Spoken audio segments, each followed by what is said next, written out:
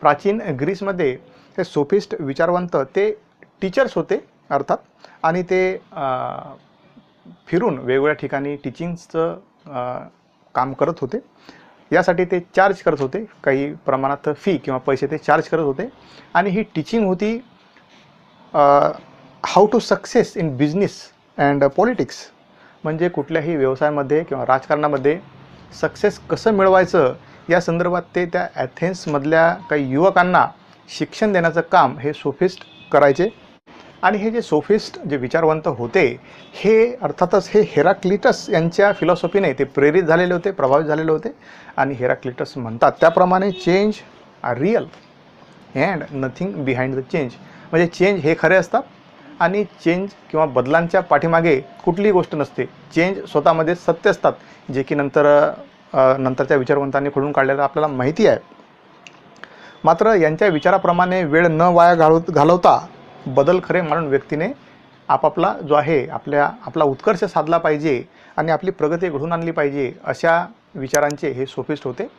त्यांचं असं म्हणणं होतं, त्यांच्याशी शिकवण होती की ट्रूथ, विजडम और justice is vary time to time, place to place and individual to individual. व्यक्तीनुसार, वेळेनुसार किंवा वेगळ्या जागेनुसार जे ट्रूथ असेल, विजडम असेल, जस्टिस असेल, सत्य, न्याय, निष्ठा वगैरे ह्या गोष्टीमध्ये बदल येतो, असं ते लोकांची श्रद्धा होती किंवा त्या लोकांची टीचिंग होती. ट्रूथ इज रिलेटिव्ह, म्हणजे रिलेटिव्ह म्हणजे हे आहे की जसं वेगवेगळ्या वस्तूंसंदर्भात किंवा वेगवेगळ्या वस्तुस्थितीसंदर्भात, गोष्टींसंदर्भात, व्यक्तींसंदर्भात ते बदलत जातं, ते सदा सर्वदा एक राहू शकत नाही, अशी ही मूळ फिलॉसॉफी आहे. मात्र सॉक्रेटिस याचं खंडन करतात. सॉक्रेटिस म्हणतात की no, there are universal principles and absolute truth, की बदल असतील किंवा काहीही असेल तर त्यामागे निश्चितच युनिव्हर्सल प्रिन्सिपल हे काम करत असतात, जे वैश्विक जे प्रिन्सिपल आहेत, मूल्य आहेत, आणि ॲब्सोल्यूट ट्रूथ जे खरं ट्रूथ असतं ते त्याच्यामागे काम करत असतं.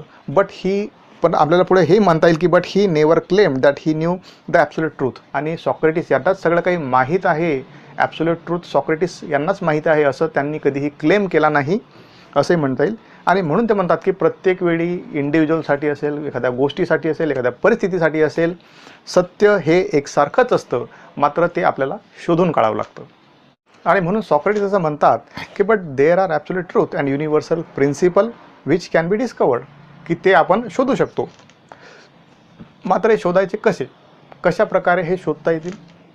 प्लेटो यांच्या मिनो या साहित्यामध्ये, या पुस्तकामध्ये, अर्थात मिनो हे एक पात्र आहे आणि ते डायलॉगच्या माध्यमातून सॉक्रेटिसना विचारतं की knowledge can be learn or टॉट, नॉलेज किंवा ज्ञान जे आहे हे आपण शिकू शकतो का, किंवा आपल्याला ते शिकवलं जाऊ शकतं का? तर सॉक्रेटिस म्हणतात की नो.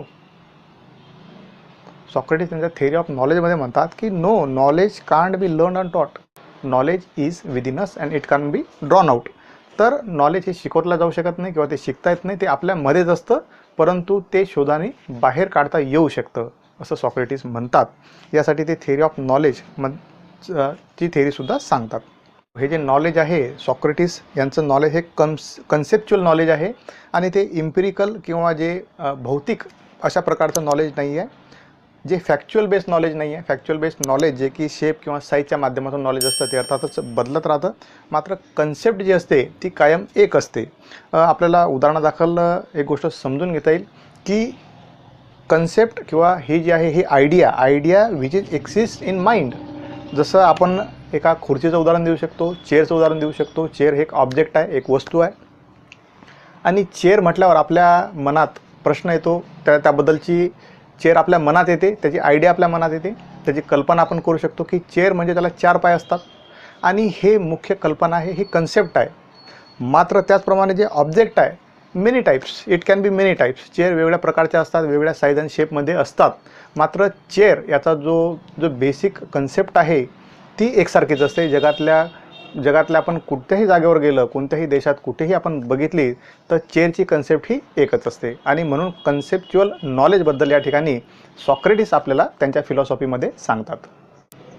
आणि ते पुढे असं म्हणतात की हे नॉलेज बाहेर कसं येऊ शकतं, तर अर्थातच ते म्हणतात की हे डायलॉगच्या माध्यमातून बाहेर येईल, कन्व्हर्सेशन आर्ग्युमेंट ओपिनियनच्या माध्यमातून ते बाहेर येईल.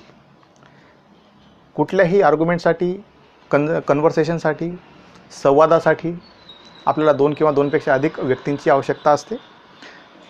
यामध्ये ही थिअरी जी आहे, थिअरी ऑफ नॉलेज, यामध्ये सॉक्रेटिस सांगतात की जे ओपिनियन आहे, आर्ग्युमेंट आहे, याला कॉन्ट्राडिक्शन असतं आणि कॉन्ट्राडिक्शन किंवा त्याला काउंटर आर्ग्युमेंट असते आणि त्याला म्हणजे आर्ग्युमेंट आणि काउंटर आर्ग्युमेंट याला आपली जी मूळची जी आर्ग्युमेंट असते ती मॉडिफाय होत जाते आणि हे प्रोसेस तिथपर्यंत जाते जोपर्यंत आपल्याला जे त्या कुठल्याही ओपिनियनमध्ये एकही कॉन्ट्रडिक्शन शिल्लक राहत नाही, एकही त्यात शंका किंवा एकही आर्ग्युमेंट त्यात शिल्लक राहत नाही आणि जे शेवटचं आर्ग्युमेंट असतं, शेवटचं ओपिनियन, शेवटचं मत असतं, तेच खऱ्या अर्थानं नॉलेज असतं असं सॉक्रेटिस म्हणतात. या बाबतीत सॉक्रेटिस असं म्हणतात की नॉलेज हे एकट्याने मिळत नाही, ते इंडिव्हिज्युअली मिळत नाही. त्यासाठी डायलॉग करावा लागतो, त्यासाठी कन्व्हर्सेशन असणं, त्यासाठी संवाद असणं गरजेचं आहे. मेडिटेशन करून एकांतवासात असं कुठल्याही प्रकारचं नॉलेज मनुष्याला मिळत नसतं असंही सॉक्रेटिस सांगतात.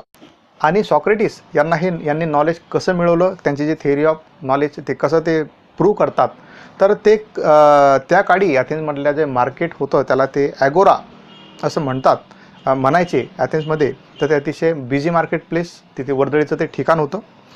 तिथे जाऊन सॉक्रेटिस काय करतात की सर्व व्यक्तींना प्रश्न विचारतात. प्रश्न हेच विचारतात की what is justice, what is truth, what is wisdom, या प्रकारचे ते जीवनाशी संदर्भात ते असे प्रश्न विचारतात. आणि खास करून तिथले जे नॉलेजेबल जे पीपल आहेत, जे स्वतःला बुद्धिमान विद्वान लोक समजतात, त्यांना हे प्रश्न ते विचारतात आणि पब्लिकली त्यांच्यासोबत डायलॉग करतात. मात्र हे जे विद्वान आहेत हे या डायलॉगमध्ये अर्थातच नापास होतात, डिफीट होतात आणि ते एक प्रकारची त्यांना थोडीशी लज्जा वाटते, त्यांना ह्युमिलेशन ते फील करतात. पुढे चालून हेच लोक सॉक्रेटिस यांचे शत्रू बनतात. ते सॉक्रेटिस यांना सांगतात की तुम्ही हे जे क्वेश्चन करता, हे जे आम्हाला तुम्ही प्रश्न विचारता सर्वांना, हे तुम्ही बंद केलं पाहिजे, ते तुम्ही थांबवलं पाहिजे. हा जो तुमचा जो क्वेश्चनिंग ॲटिट्यूड आहे तो तुम्ही बदलला पाहिजे. मात्र सॉक्रेटिस त्यांचं ऐकत नाही. सॉक्रेटिस हे त्यांची जे शैली आहे प्रश्न विचारण्याची, त्यांची जी पद्धत आहे, सत्य जाणून घेण्याची जी पद्धत आहे, ते पुढे फॉलो करतच राहतात. आणि यामुळे जे मूळचे जे काही विद्वान लोक असतात, एथेन्समधले जे स्वतःला विद्वान समजणारे लोक असतात, ते त्यांचे शत्रू बनतात आणि ते खटला दाखल करतात तिथल्या राजांकडे, तिथल्या ज्युरीकडे ते खटला दाखल करतात. त्यांच्यावर इम्पिटी अर्थातच देशद्रोहाचा आणि corrupting the youth of Athens, म्हणजे जे ॲथेन्समधला जो युवा वर्ग आहे त्यांना करप्ट करण्याचा, त्यांचा बुद्धिभेद करण्याचा जो काही प्रकार हा सॉक्रेटिस यांनी चालवलेला आहे, असा तो खोटा आरोप त्यांच्यावर ते दाखल करतात. आणि ते पुढे असे म्हणतात की जे इम्पिटी अर्थात देशद्रोहाच्या त्या गुन्ह्यामध्ये ते असं म्हणतात की सॉक्रेटिस यांनी त्या काळच्या अथेन्सच्या ट्रेडिशनल आणि जे रिलिजियन जे काही गोष्टी होत्या त्यालासुद्धा त्यांनी क्वेश्चन केलेलं आहे, त्यालासुद्धा त्यांनी प्रश्न विचारलेले आहेत, त्याच्यावर त्यांनी ठपका ठेवलेला आहे असं ते म्हणतात. आणि पुढे त्यांची 500 ज्युरींच्या समोर त्यांची ट्रायल चालवल्या जाते. प्लेटो यांनी त्यांच्या ॲपॉलॉजी या पुस्तकामध्ये याचं सविस्तर वर्णन केल्याचं आपल्याला माहिती आहे.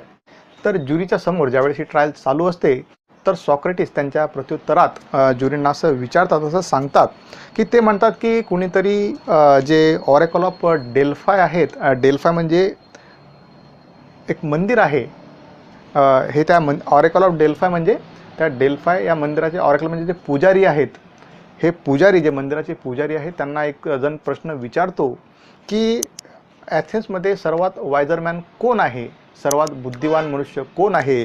तर हे ऑरेकल ऑफ डेल्फाय उत्तर देतात की अर्थातच आपल्या ॲथेन्समधला सगळ्यात वायझर मॅन, सगळ्यात बुद्धिवंत मनुष्य हा सॉक्रेटिस आहे. आणि सॉक्रेटिस अर्थात त्यांना स्वतःला ते वायझर समजत नाही, स्वतःला ते बुद्धिवान ज्ञानी समजत नाहीत आणि म्हणून माझ्यापेक्षा कोणी ज्ञानी मनुष्य आहे का एथेन्समध्ये, आणि हे विचारण्याच्या शोधामध्ये, याच्या शोधामध्ये ते त्या मार्केटमध्ये जाऊन ते प्रत्येकाला प्रश्न विचारत असतात.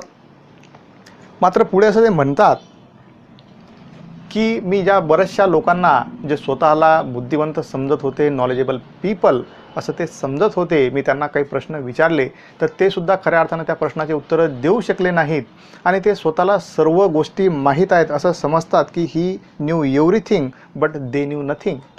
आणि म्हणून मी तुम्हाला खात्रीशीरपणे एका गोष्टीच्या बाबतीत निश्चित सांगू शकतो की एका गोष्टीच्या बाबतीत मी एथेन्समधला सर्वात वायझर मनुष्य आहे, सर्वात विद्वान मनुष्य आहे. कारण एक गोष्ट खरी आहे की आणि म्हणून ते आपल्या सुरुवातीच्या कोटमध्येच ते म्हणतात की I am the wisest man alive for I know one thing that is I knew nothing. म्हणजे आणि मी म्हणूनच त्यामुळे विद्वान आहे की मला हे माहीत आहे की मला काहीही माहीत नाही. मात्र विद्वत्तेचा टेंबा मिळवणारे जे लोक आहेत ते खऱ्या गोष्टींपासून ते इग्नोरंट आहेत. खऱ्या वस्तुस्थितीपासून, सत्यापासून ते इग्नोरंट आहेत. ते एक्सेप्ट करत नाहीत. मात्र ही गोष्ट मी स्वतः एक्सेप्ट केलेली आहे. ही गोष्ट स्वतः मी सुद्धा मान्य केलेली आहे. मात्र ज्युरी त्यांच्या या उत्तराने कन्व्हिन्स्ड होत नाहीत, त्यांचं मत बदलत नाहीत आणि ते सॉक्रेटिस यांना शिक्षा सुनावतात. शिक्षेमध्ये ते त्यांना 2 प्रकारचे चॉईस देतात, 2 वेगळे पर्याय देतात. पहिल्यामध्ये ते सांगतात की तुम्ही ही तुमची फिलॉसॉफी जी आहे ती थांबवली पाहिजे, क्वेश्चनिंग ॲटिट्यूड तुमचा हा बंद केला पाहिजे, लोकांना त्रास देण्याचं तुम्ही सोडलं पाहिजे. आणि दुसरं जे आहे दुसरा पर्याय त्यांच्यासमोर असं मांडतात की त्यांना तुम्ही डेथ पॅनल्टी एक्सेप्ट केली पाहिजे, तुम्ही मृत्यूला कवटाळलं पाहिजे. आणि आपल्याला माहीतच आहे की त्यांनी जे हेमलॉक नावाचं जे विष आहे ते त्यांनी पिण्याचा निर्णय घेतला आणि ते विष पिऊन त्यांनी आपलं जीवन संपवलं. आणि जीवन संपवताना सुद्धा सॉक्रेटिस असं म्हणतात की an unexamined life is not worth living. म्हणजे अशा प्रकारचं आयुष्य अर्थात काही कामाचंच नाही आहे, ते विनाकारण आहे. ज्या आयुष्यामध्ये आपण कुठल्या गोष्टीची चिकित्सा करू शकलो नाही, कुठल्या गोष्टीबद्दल आपण प्रश्न विचारू शकलो नाही, आपण कुठल्याही गोष्टीची किंवा स्वतःचीही आपण एक्झाम घेऊ शकलो नाही, परीक्षा घेऊ शकलो नाही. आणि अशा प्रकारे सॉक्रेटिस यांचा इसवी सन पूर्व 399 मृत्यू झाल्याचं आपल्याला माहीत आहे. तर मित्रांनो, आपण आपल्या लेक्चरच्या समारोपामध्ये असं सांगू शकतो की कारण की फिलॉसॉफीचा पाया रचणारे हे सॉक्रेटिस आहेत. मात्र सॉक्रेटिस यांनी त्यांचे कुठलेही विचार हे त्यांनी लिहून ठेवलेले नव्हते. अर्थातच त्यांचे सगळे विचार हे लिहून ठेवण्याचं सांगण्याचं काम प्लेटो यांनीच केलेलं आपल्याला दिसून येतं. मात्र तरीसुद्धा ते आद्य विचारवंत आहेत आपल्या राज्यशास्त्रामधले. आणि राज्यशास्त्रामध्ये सॉक्रेटिस यांच्या विचारांचं किती महत्त्व आहे हे सुद्धा आपल्याला माहीत आहे. मित्रांनो, आपण असं बघतो की बऱ्याचशा सिलेबसमध्ये सॉक्रेटिस यांचा उल्लेख नसतो. मात्र आपण आता जाणतोच की सॉक्रेटिस हे खऱ्या अर्थाने पॉलिटिकल सायन्स, राज्यशास्त्राचे किंवा फिलॉसॉफीचे आद्य जनक आहेत किंवा ते फिलॉसॉफीचा पाया रचणारे आहेत. आणि म्हणूनही त्यांचे विचार हे अतिशय महत्त्वपूर्ण आहेत असं आपल्याला म्हणता येईल. मित्रांनो, आजच्या लेक्चरमध्ये एवढंच. भेटूया पुढच्या लेक्चरमध्ये. धन्यवाद.